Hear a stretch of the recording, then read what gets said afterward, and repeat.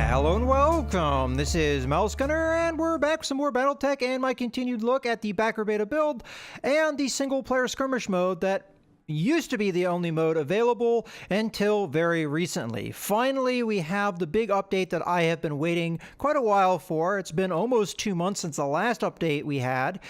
And this update is going to bring us a number of things. One of those is the opening of a special beta for the multiplayer skirmish mode. This is something that you have to opt in if you are one of the backers that has access to this beta build. And after it has been worked on and tested out, probably in a couple weeks, we'll see it added into the rest of the backer beta build. But right now, unless you opted in, all you have is the single player mode. And that is exactly what I have to work with. And that's what we're going to look at, because still there's a lot that has been added into the game with this update. Balance changes and reworks that are pretty significant. So that's what we're going to go over. The first change that I will point out is there is now a settings menu. So we can do all of the audio and setups and everything in-game, as opposed to in a pre-game launcher that was pretty basic. Now we have a little bit more control. I will point out that I'm still having optimization issues with the game and having a hard time getting a stable frame rate with the higher graphics settings. Now, I hope to upgrade my system relatively soon, but even still, I have a pretty good system and it still struggles to get a stable above 60 frames per second. So I will point that out.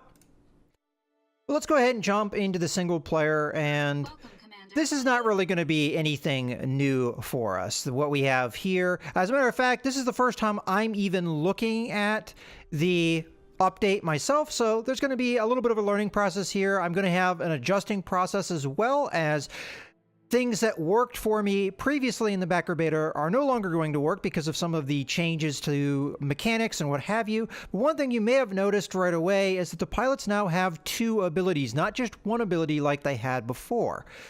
So we're going to be taking a look at that. And there is also one other nice addition, which we're going to take a look at right away. Ooh, that's interesting. We now have a no mech selected option. That is new. That may mean that we are able to take out only a single mech if we choose. That's very interesting. Well, let's see if we can find the other one. There it is. The fire starter has been added into the game. I really didn't expect to see any new mech additions into the backer beta as it developed, but that is what we get. Now, I'm not too surprised, though, thinking about it, because with the fire starter, we have a new weapon system that we haven't been able to use in the past, and that is the flamer. So you can see here we have 1, 2, 3, and 4 flamers for the fire starter. So I think it was important for them to add this mech into the game because it gives us the opportunity to test out the flamer, see how it works as far as the balance goes and what have you. So that is more than likely what we're going to do. I am curious, is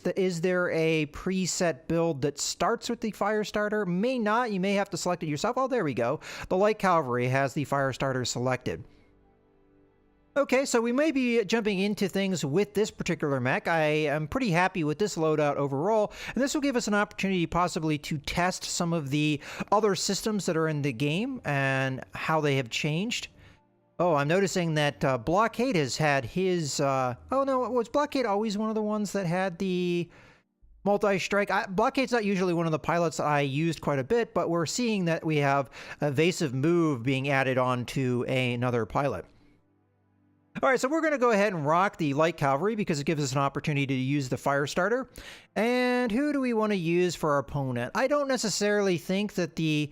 Oh, you know what? Actually, the light assault loadout might be a good one because there have been AI changes to the game as well. And I'd like to see if the Kintaro in particular is being used properly by the AI, as that was a problem with the AI in the past, that the Kintaro would be used as a support mech because of the LRM-5 that it is armed with.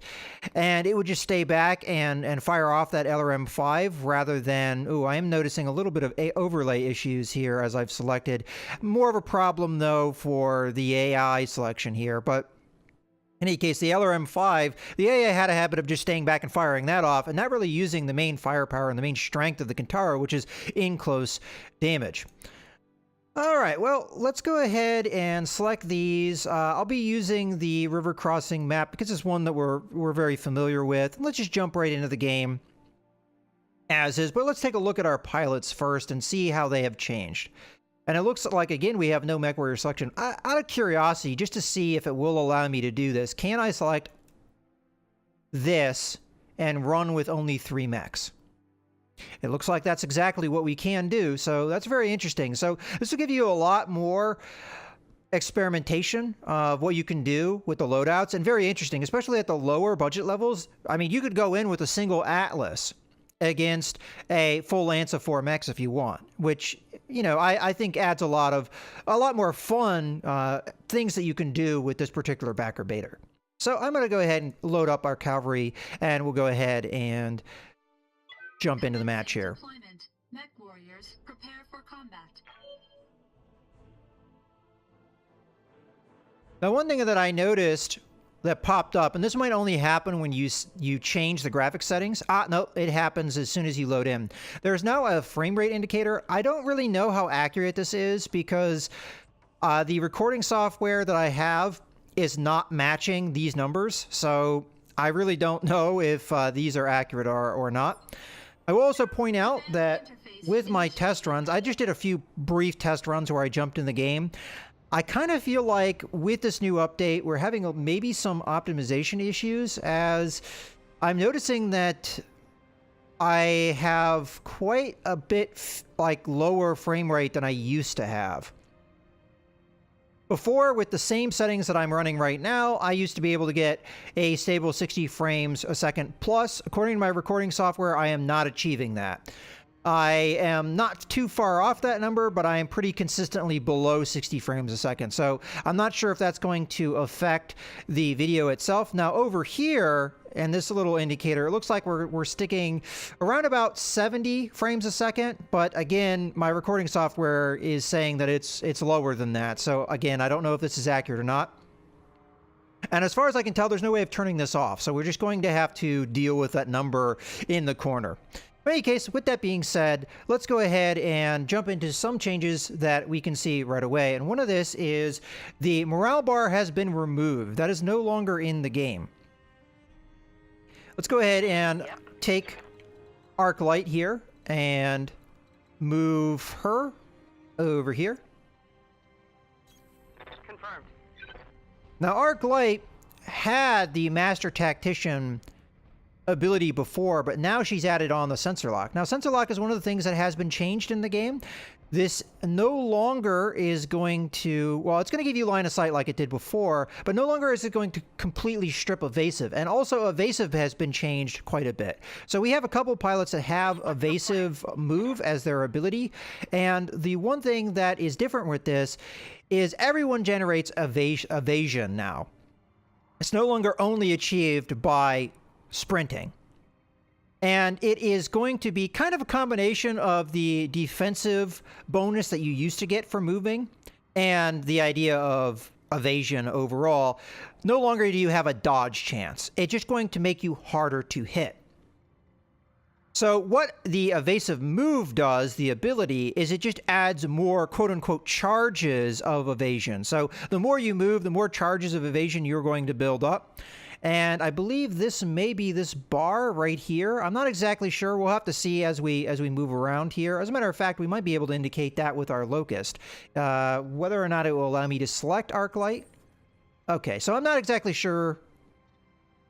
Oh, that's stability. Okay, so they've changed stability as well. So yeah, so stability, this is evasive. So these are the charges. 1, 2, 3, 4, 5, 6 charges for the locust. So that's something we're going to have to keep an eye on.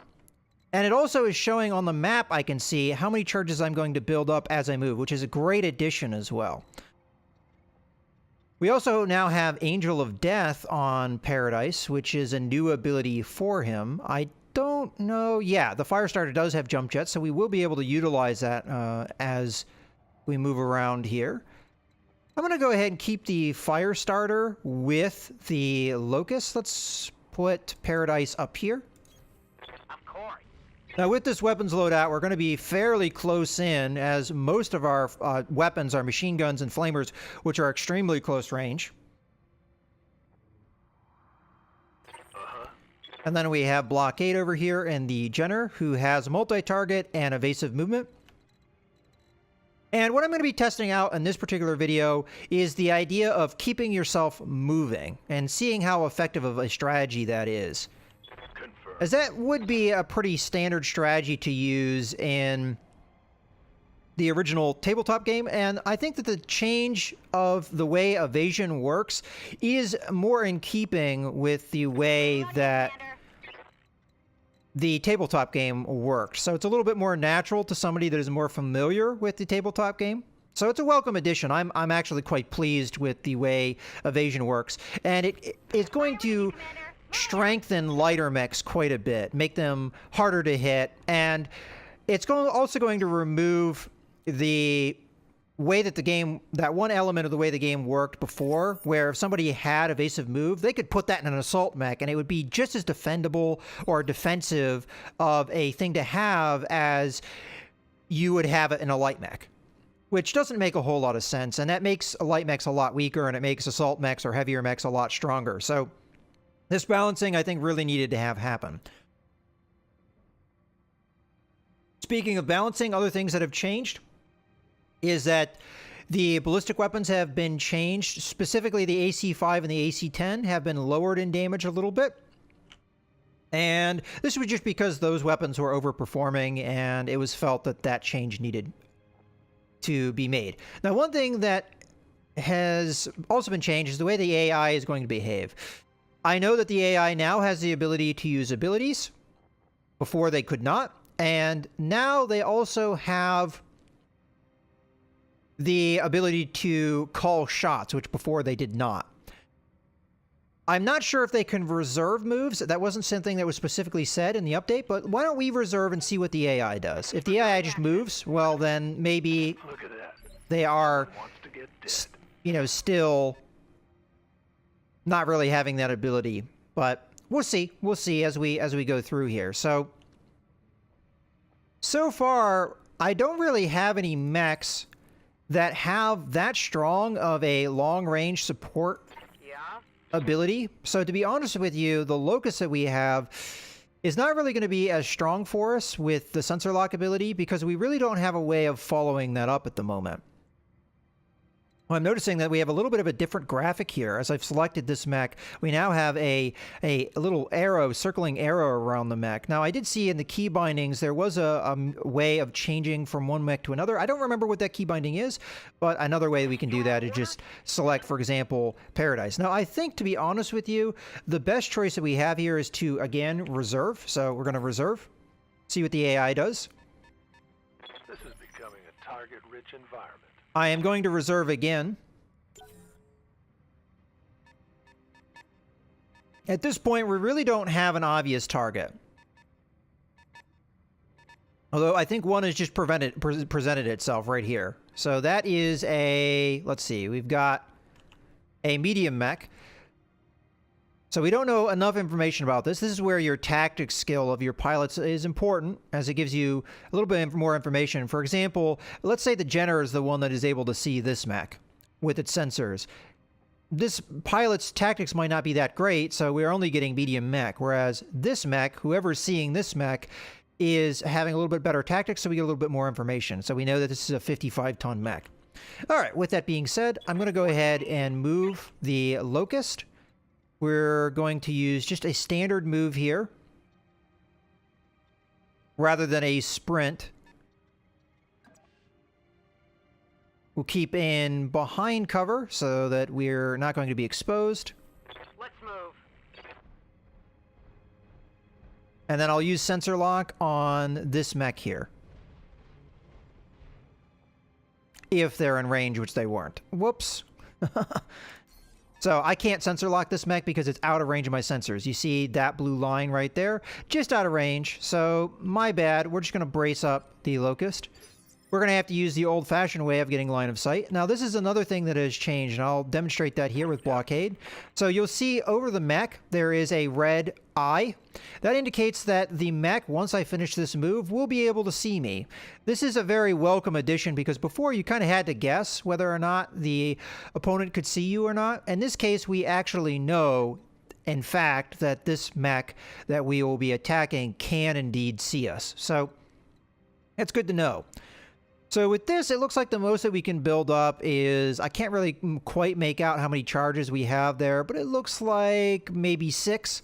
So that's not too bad, and I think a lot of that is bolstered by the evasive move that we have. So we'll get in here nice and close, and we'll use our firepower against this mech here, which is the Hunchback. This is a little bit of a dangerous opponent to fight here, and we'll see. Okay, so the Hunchback is in cover, and it has evasive charges. Those charges were built up probably when it ran, which was, I'm going to be pretty certain because of how much ground it covered. And we see that our chance to hit is a lot less than what we used to be seeing in this game. And that's actually welcome. Okay, so we're going to go ahead and fire off our weapons. Another thing I'll point out is that heat has been rebalanced. There is now a 10% buff to heat efficiency for all weapons. But there has been a reduction of the efficiency of water. So before you used to get 200% heat efficiency when in water, now it's 150%. And I think that this is a good balance change, whereas normally speaking in the tabletop game, this is, I think, getting closer to the tabletop game. The tabletop game, normally only heat sinks that would be submersed would be affected. Now, I understand that they don't want to make the game that complex, so making it so that it's a little bit less effective makes it a little bit closer to the way that the tabletop game works, but also the overall global efficiency buff also kind of works with that as well. As you bring every weapon's heat efficiency up, you need to bring that water efficiency down a little bit. So that's good to see. Go ahead and fire these weapons off. So our chance of hitting here is not particularly great, but we're going to hit with some of it. Fortunately, our SRM completely whiffed. So not a lot of damage there, and I don't really necessarily care if I win or not with this. We're really just doing some testing here, so don't take this particular match too seriously. All right, so for this pilot, we have sensor lock and evasive move again, so keeping moving is going to be important as we can get more of those charges up. It looks like the most we can do, though, if we keep walking is, looks like 3. So I think we're best served if we move into the forest here. Hopefully they have fixed that one bug where some bits were marked as being in cover and they really weren't. Okay, so we'll move here and fire away. This should be a good range for our Griffin. Again, I don't think this is a particularly good tactic to be using, just charging at a Hunchback, but we're going to try it. So we're going to fire off all of our weapons. We can see the heat build up here.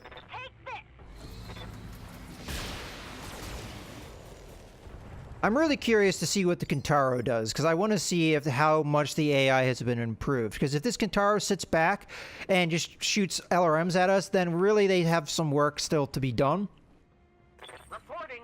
Unfortunately, Paradise is not really in the position I want him to be in, because we want to, in my opinion, be able to jump in and do some heavy damage. So using jump jets, we could get in enough to use probably our medium lasers, but that would be it, and we want to get much closer than that. So instead, I'm going to use our sprint movement, and we're just going to try and get a little bit of positioning here. What I'm hoping is that the Hunchback next turn will close in on our other mechs here, and we can maybe jump in on it, and if we can get behind, that would be even better. So I'm going to sprint over to here, as I think this is a good position to be in. That should be it for our turn. So maybe not the best opening turn for us, but all right. Let's go ahead and see what's going to happen here in the next turn. So their light mechs are going to go. Now we have to remember that these are urban mechs, which don't have particularly the best movement speed. Now that's interesting. Did one of my charges of the evasion get burned off there? It almost looked like it did. All right, well, that's something I'm going to have to keep an eye on. So Arclight has the opportunity to go now, if we want to, but I think it's probably better if we just reserve Arclight at this point, as there is no strong move, I think, for me. We're going to have their other light mech go, and they're going to fire at our Jenner and miss again. That's pretty good range there, and we do have... Yes, it is burning off, so that's interesting. So from what I can see, the more weapons you fire, and I also see that on my opponent, the more weapons you fire at your opponent, it looks like you do eventually burn off that suppression. So pretty cool. I like that. That seems pretty logical to a certain extent. Becomes harder and harder for you to dodge the incoming firepower. So again, we want to keep moving here. We want to build up those charges as we move, and I think we can continue to do that. So we're going to get a little bit further out from our opponent, but we're still going to be able to fire at the Hunchback. And I think this is a good turn now to try and really abuse the Hunchback. So we're going to fire our weapons. Got it. This also means that we have incentives to keep moving a little bit more and not reserve, because if you keep reserving with a lighter mech, they're eventually going to burn through your evasion and you're going to start getting really smacked. So I really am pretty happy with the way that they're doing some of these ideas. Now, another thing that I don't know if I mentioned yet with the sensor lock. So no longer do you remove wholly the evasion when you use sensor lock, but you will remove 2 charges. So, for example, if we had moved with arc light first, we could have completely removed the evasion charges of the Hunchback before we moved the Jenner. All right, with that being said, I'm going to go ahead and reserve again here, as I don't feel like I necessarily have a follow-up move. I'd like to reserve the Locust to see what we can maybe accomplish here. Maybe we can sensor lock the Hunchback after it's moved if it has built up evasion charges. How many charges it will build up, I don't... Oh, that's what we don't want to have happen. We just ate an AC-20 shot to our torso. Now, another thing I'll point out is that crits have been changed as well. Crits are now going to be a little bit harsher towards you. Now, we just saw an ammo crit, and I don't know necessarily if ammo explosions are a thing yet. I think they are to a certain extent, but I think they've also changed the way that crits work on weapons and what have you. So that's another thing that's been rebalanced as well.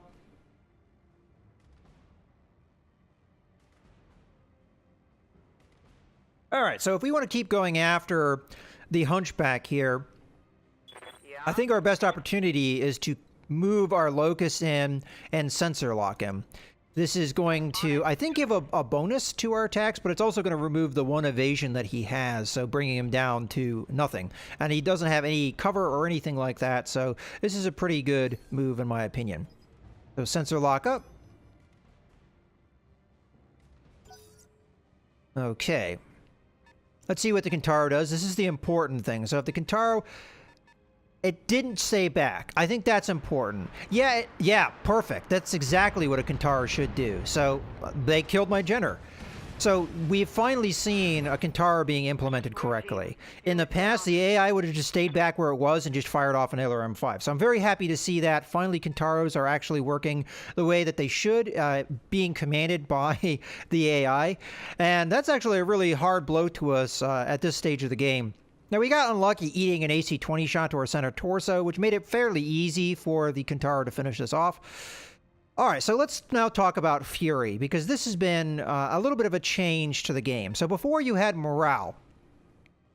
And the idea behind Fury is very similar to the idea behind morale, except it has reversed a little bit of the dynamic. Before, morale worked on the factor of as you were doing well, you would build up morale. Fury actually works almost the opposite. As you are taking damage, as you are losing mechs, your Fury will build up. So the idea behind this balance change is that it helps the side that is losing maybe come back a little bit, rather than the way the morale system worked, where the side that was winning would snowball, because they would build up morale faster and it would start them on a track of dominating the match. Whereas with Fury, you get knocked back, you can use the Fury to come back, but as you're coming back, you're also giving your opponent Fury as well. So if you start swinging things against your opponent, and putting them on the ropes, well, then they're going to get their fury and they'll be able to come back at you. So it's a little bit more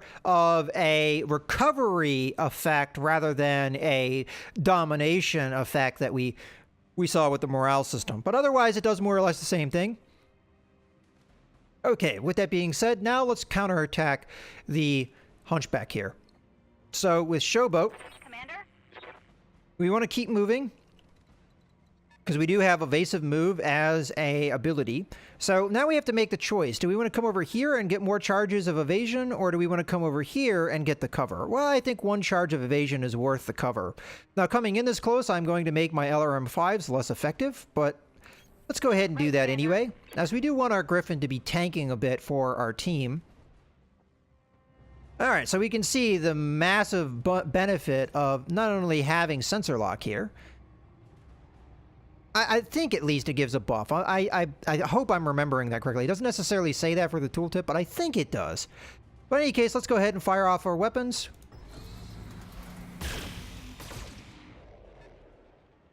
Another thing that you'll note is that the stability has been changed quite a bit. Now it seems to be little bars.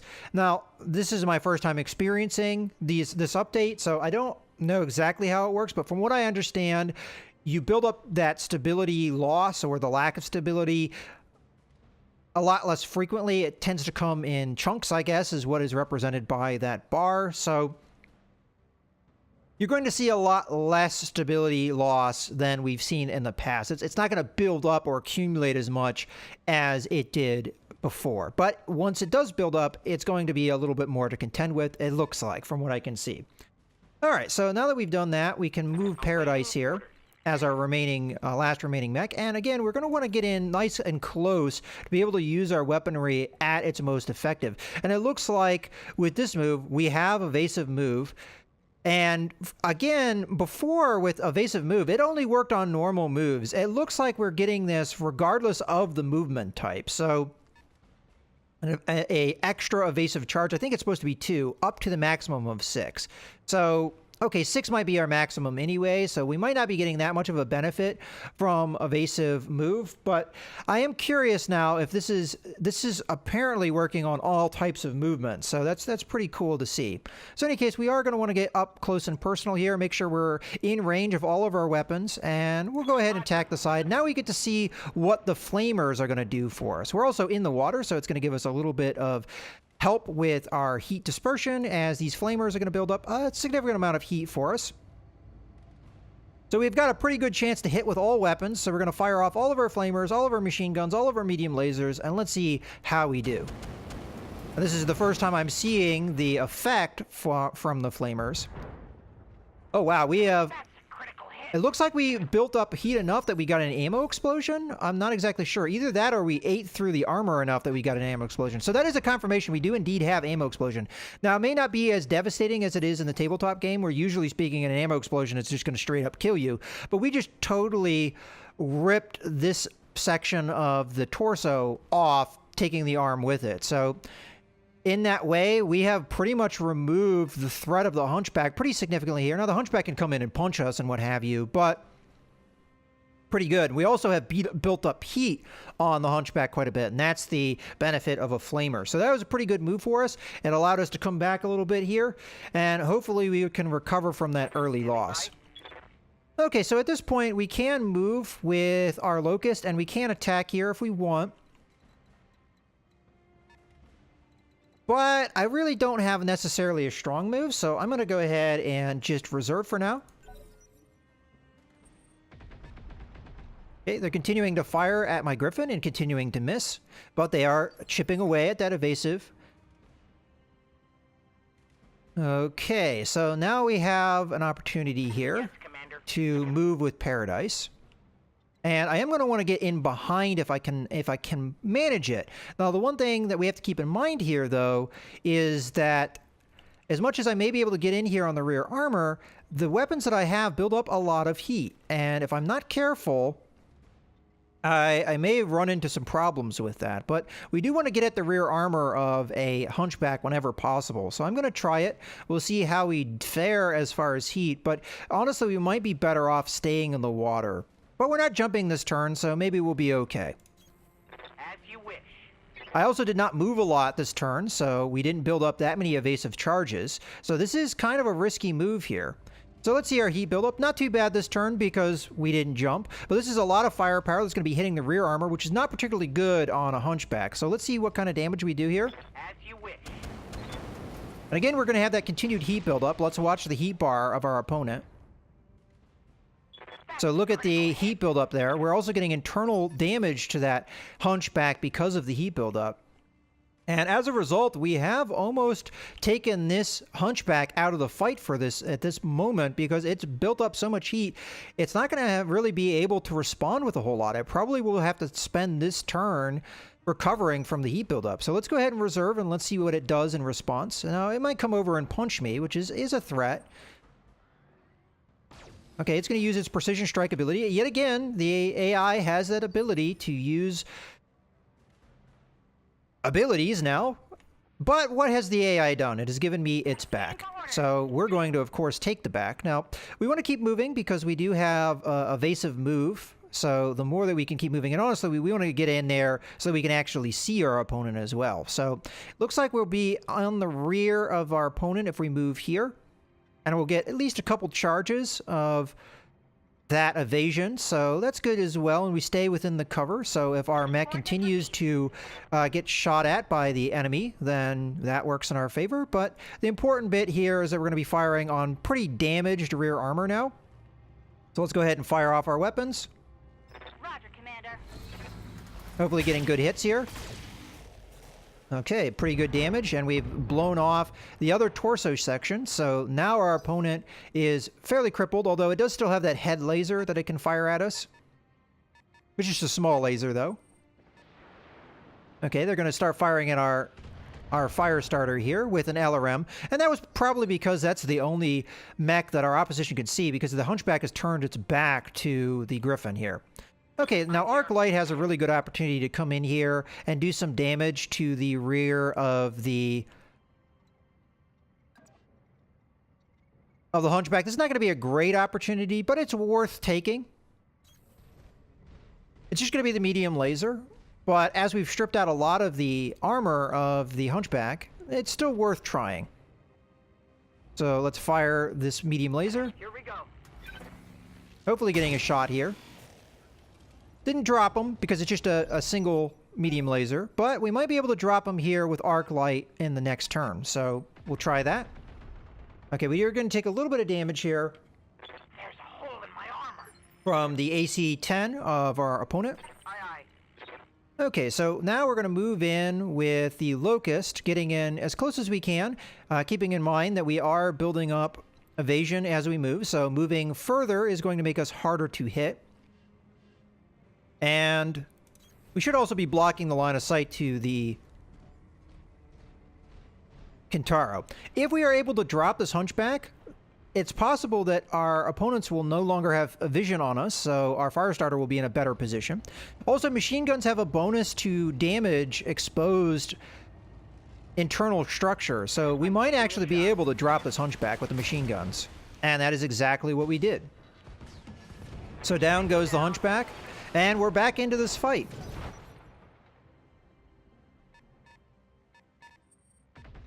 Alright, so they did manage to reestablish a sight on the Firestarter, doing pretty good damage to the Firestarter, so we're going to have to think about getting it into a position where it can no longer be seen. Now, the Kintaro can be seen, and we can act against it. But we probably should wait until it moves first, because as far as I can tell, we can't see the Kintaro. But if we moved out here, the Kintaro could see us, and we could get hurt. So let's just go ahead and reserve our action and see what the Kintaro does. The Kintaro is going to move here, possibly establishing sight lines on our Locust, which it has done.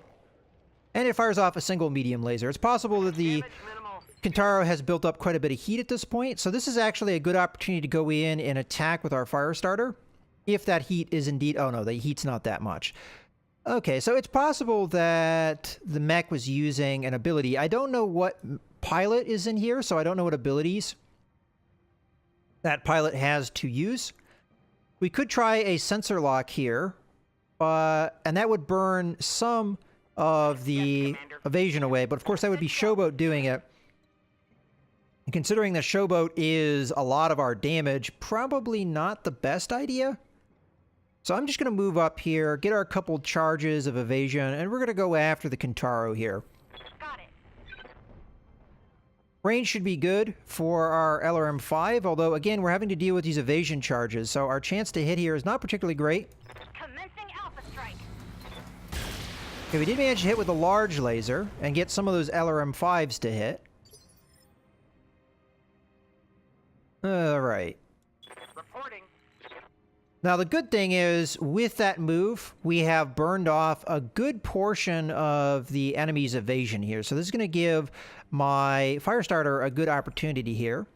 But the other part is we can come in here and we can jump in behind our opponent. Now you'll note that we're going to build up a lot of heat doing this. So this may be almost a suicide attack if we do it. As the heat buildup will be extreme, we might shut down if we do this move, which would probably be bad. Alternatively, we just move up normally, and we attack from the water. And honestly, that's probably the better move. Let's just try that instead. Question is, can we get in range? We can. So if we move here, we can get in range. We don't have quite as much evasion with this move, but it's not too bad. And we'll be in the water, and we'll be able to deal with the heat a little bit better. All right, let's heat this Kintaro up. The one thing Kintaros do not like is heat, so let's fire these things up. Now, granted, we don't have necessarily great chances to hit, so it's possible we'll miss a lot of this.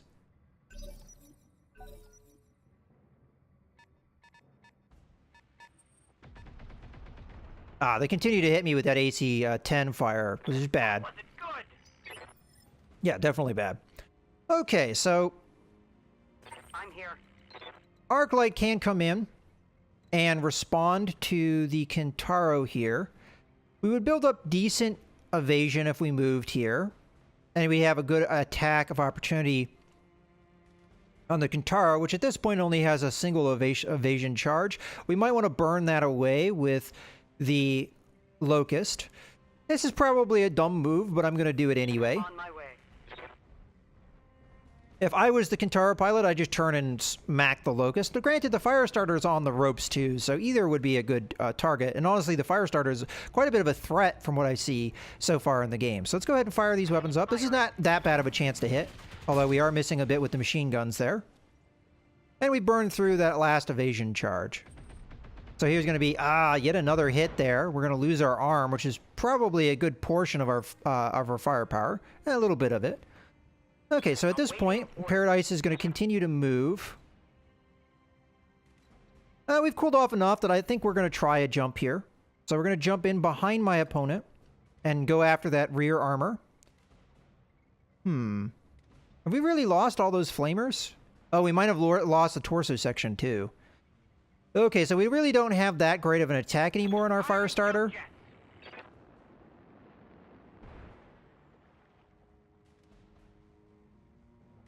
Just take a look. So in theory, we've only lost the medium laser and the flamer, but these are marked with red, meaning that we can't fire them. It's possible that we took a crit there that I missed, so I just go ahead and fire what weapons we have. So unfortunately, there's ammo for the flamers. Okay, so I think I remember reading that and I just forgot about it. Because that is quite a bit different than the way the tabletop game works. In the tabletop game, you can fire flamers off as much as you want.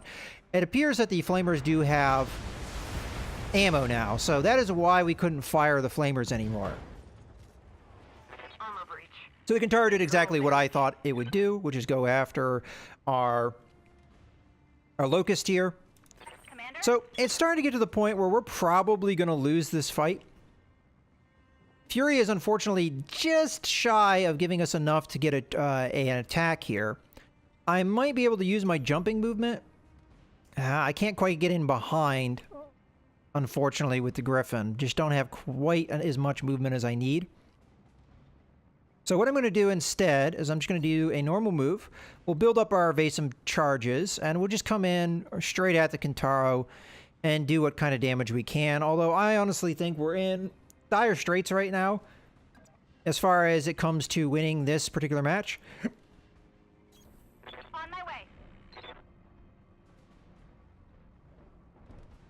All right, let's go ahead and do what damage we can. We're going to turn off the LRM-5s and fire off the lasers. Okay, we do damage, but Kintaros have pretty good armor, so this will be tough. Now, this definitely was a tough opponent to go against with the mechs that we had. Okay, fortunately it missed there. We needed a lot more misses with our... now we have that opportunity to use. Now, really, we want to use that with our Griffin, in my opinion. So let's just go ahead and continue with the more risky moves here. We'll move here, use our machine gun and our medium laser to attack the rear. Let's move. We'll do the same thing with Paradise. Fire that off. That should maybe strip the evasion, which is going to give our Griffin a little bit more chance to do good work for us. Now that's going to hurt. Yep. Boom. Dead. This doesn't inspire confidence. Okay, so we're going to move, similar move to what we did with the Locust, get in behind the Kintaro and do good damage. Now, honestly, I kind of want the Griffin to move in this position, but it's okay if we're a little bit further away with the Griffin. Fire into that rear armor. We've got a good chance to hit here. Okay, we managed to do pretty good work there. We got an SRM ammo explosion. Okay, here comes the Kintaro, possibly to punch or to get in behind. Oh, no, it's going to go after our fire starter. Okay, fire starter's really hurt. That wasn't good.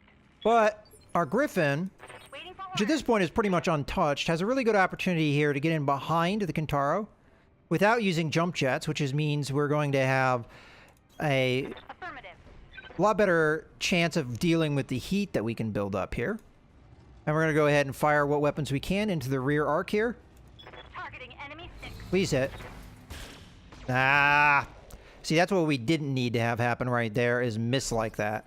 That large laser needed to hit. We still got a chance here, although less of one every time they hit us with an AC-10. That wasn't good. I'm surprised the fire starter's still up and running. Okay. Oh, I forgot to focus. That was dumb. I should have done that. Alright, so we're going to go ahead and do the best we can here. Let's jump. We can't generate that much heat at this point, so let's jump in here, get in range.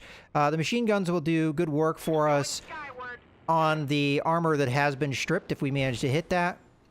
And we don't really have that much heat build up at this point, so let's go ahead and fire. I believe I have the advantage. Okay, good. We've almost taken out the Kintaro, although technically I may have been able to pull that off last turn if I was a little bit smarter with it. Ooh, head hit almost took us out right there. Okay, so as I said, if I had been smarter last turn, I think I could have taken out the Griffin if I had used this focus. What I'm going to do is I'm just going to punch here, as we have a really good chance of taking out our opponent and also cooling off in the process. Moving to position. We'll save the Fury for the future turn here. Come on, kill. Oh, we didn't kill him. Jeez. Alright, well that was actually really bad that didn't result in the kill. It's possible that the Kintaro is no longer a threat, so we'll just have to see. We don't want to keep taking these AC-10 shots, though. Minor damage, Commander. Alright, let's try and finish this guy off with our fire starter. We'll get in behind again and just open up with our machine guns. That should do the deed. I mean, we don't have a great chance to hit here, but any damage could be good for us. There we go. Managed to kill the Kintaro. That should have happened, maybe a turn or two ago, but that was because I made a mistake. And now we'll try and rectify that mistake with our Griffin here. So we at least have the focus to use. So we can try and get in here pretty close to the urban mech here, who's going to have cover. Doesn't have any charges of evasion, but we can use the focus here to do good damage. Affirmative. And hopefully we can come back here. We have a medium mech versus 2 lights, and technically we still have that 1 light, but it's not got a lot of firepower left. And now it just got probably... okay. I was about to say it may have just gotten killed there. All right, well, what kind of firepower do we still have? So we just have a medium laser, and that is it. So, yeah, we're not looking too good here. Let's go ahead and use jumping movement just to get as much of an evasive bonus as we possibly can. And fire off our medium laser. We might start using punching here with the Firestarter, or death from above attacks could be valid too. I expect this to... Oh, I was about to say fire at our Firestarter, but instead we see it fire at the Griffin. Okay. Commander? Well, we could punch here, or we could stay back and fight. Now, as far as I can understand, we still get the evasion if we attack. Let's see if that's true. So if I move here into cover and I do a melee attack, do I get the evasion charges, or does the melee attack remove the evasion? No, we still get the charges, and we just managed to punch that guy's head straight off. That's a kill. So now we've swung this back in our favor, for sure, in my opinion. Now, there's always a possibility this urban mech will be able to take out, maybe with a headshot, Awaiting orders. our Griffin. All right, so we'll jump over into cover and use our medium laser here again. We will eventually be able to outrun the urban mech. Unfortunately, it used brace, so it's going to reduce his damage by 50%. But it's still damage, and we can still do it. Okay, at this point, we're going to, I think, jump so we can get in close on our opponent, get into cover here, get up a lot of evasion charges. I'm going to face like this, so it's less likely we'll get flanked here, although it's always possible. We'll build up a decent amount of heat, but we didn't have any heat build up to begin the turn, so we'll be able to fire 3 weapons here. Again, these will be reduced because we didn't get in behind, but at least it's still damage, which is good.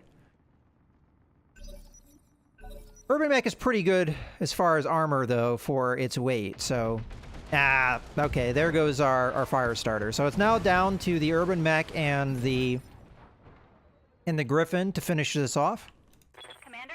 So we're going to come in behind our opponent and fire off our weapons. Affirmative. Later I may start punching. Depends on how our heat buildup is doing. Like right now, it's kind of on the borderline. Affirmative. See, we're already stripping armor there with our weapons as is. So our opponent is going to have to respond to that move. Come in with a melee attack. So there we see the stability knocks. Minor.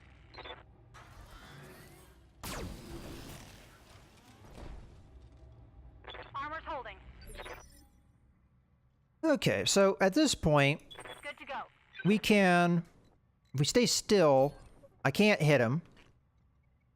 But I could go into the rear, yet again. We can use our focus here, because it looks like we have a charge linked up here, even though the bar isn't full. And let's use that, get a nice bonus. Let's use that focus now. Get fired up. There's work to do. Okay, and fire off our weapons. Targeting Hopefully enemy this kills him. side. Or at least, at the very least, does heavy damage, for instance, taking out that AC-10. And this mech can't really take any more rear damage. And it just kind of just stands there for me. Waiting for orders. So at this point, I'm thinking about just punching here, as we are pretty heated up. And Got it. let's go for it. Ah! Boom. Still with us as far as being alive goes, but now it is, you know, I don't think it has... Does it even have any weapons? It has no weapons to speak of. Let's just go ahead and finish it off with a nice punch from the rear. position. No, we took out a leg. That's not really what we're looking for. Now, another thing that they have changed here is when you get knocked down, you lose an initiative. Something that I'm really happy about that they changed, and I'm glad that we saw a mech fall down here, because before, you used to be able to just get up and do your turn like nothing happened. Now, you lose that initiative, means that you're going to take a little bit longer to get up and what have you. Okay, so Showboat is, you know what, we'll finish this off with weapon fire. We've got the rear. Let's just go ahead and finish this thing off. Commander, I've got the shot. All right, we got it taken care of. Complete. Mission successful. All right, so as far as the match goes, that was a little bit rough for the kind of performance we've seen in the past, but I also point out that we see some definite improvements in the AI. The Kintaro is finally being used the way it should be in close range combat. That's where its strength is, and we definitely saw that. So that made our opponent much more difficult as we had to deal with more of the enemy at a given time. Now, I'll also point out that the tactics I used in this fight, they were not really very strategic. It was really just run around with my mechs and just engage, engage, engage. So we did see kind of the consequences of that, and that our casualty rates were pretty appalling. But I think the other aspect of that is the fact that the AI is also more effective. So we're going to see a ramp up in difficulty, definitely, in my opinion, in this single-player skirmish, which is very welcome. And so far, I'm very pleased with the outcome that we see with this new update. Really, none of the changes were unwelcome. They're all, in my opinion, definitely improved the experience for the game. As I'm saying, I really don't see a problem with this update at all. It's all positives as far as I can see, except for that one thing I pointed out with the optimization. It seems like the optimization has taken a little bit of a hit there. Something that with my system, have already struggled a little bit with. It seems like it's even more so now that we have this update. So hopefully that's something that they'll work on. I understand this is still early days for this game. I will point out the one bit of bad news with this update that came out is the fact that the game is going to be delayed. So it was projected to come out. The game was projected to come out in late 2017. That has been pushed to early 2018. But to be honest with you, that didn't really surprise me considering how much a delay we've seen for the backer beta, and in particular the multiplayer mode of the backer beta, which was supposed to launch on the original launch date. And we've seen that pushed back and pushed back. We now see that it is coming soon, but still, that's quite a bit of a delay, and they have to make up for that delay. So I'm not too surprised that the overall product is delayed, and I want to see this product be the best that it can be. So I'm really not that upset at the news. But in any case, I hope you guys have enjoyed this look at the new update. It was quite a bit of a learning experience for me, and I hope it was for you as well. This is Mouse Gunner, signing out.